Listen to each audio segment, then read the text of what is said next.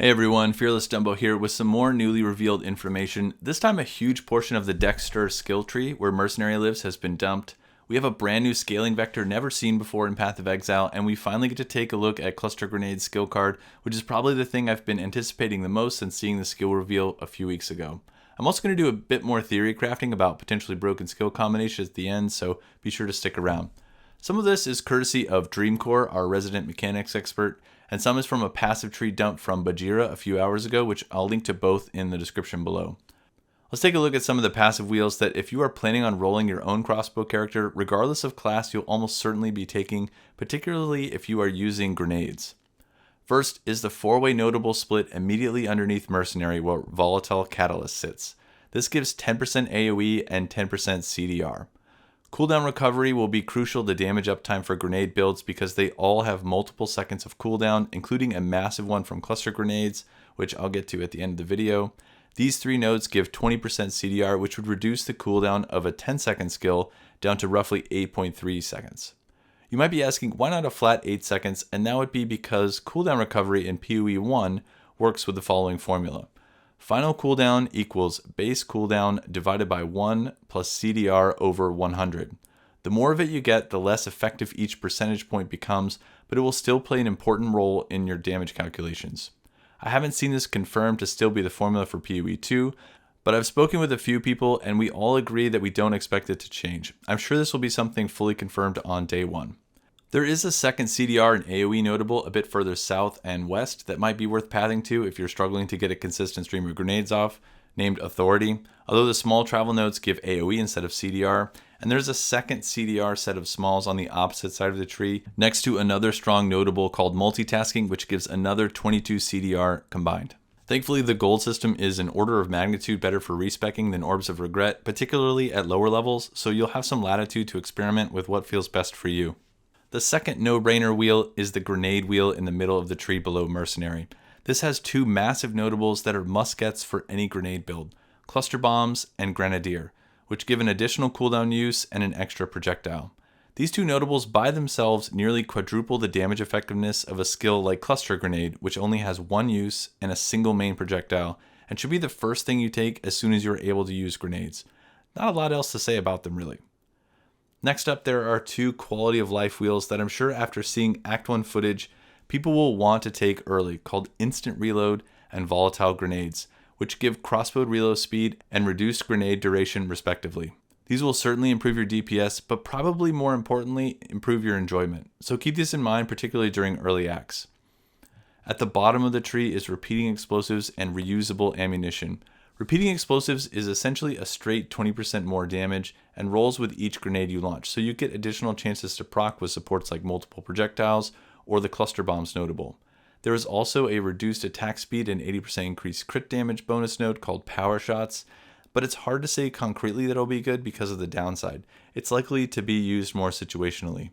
The next wheel includes a stat that we have never seen before in Path of Exile, and that is Culling Strike Threshold, which makes Culling Strike being baked into WitchHunter's Ascendancy even stronger. I mentioned this in my previous video, but Culling Strike has been completely reworked and now slides on a monster rarity scale between 30 and 5%. But with Threshold, we can scale that value, which increases its utility. I think people used to PoE 1's Culling Strike are completely sleeping on how good this will feel, especially in maps, particularly because nobody has figured out the meta builds yet. If you're using it as a support, you only get to use it on one skill, and the design intention in PoE 2 is pretty clear that they expect everyone to be using multiple skills.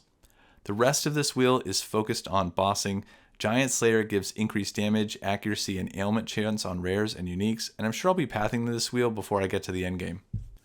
The next choices for grenades, in my opinion, will depend on how accessible damage conversion is, and that's a big unknown I'm not going to speculate on. I'm not going to go into a ton of detail, but there is an excellent video describing the new way that damage conversion works by DreamCore that I will link in the description, but the TLDR is that skills have an inherent damage type and occasionally a baked-in skill conversion type.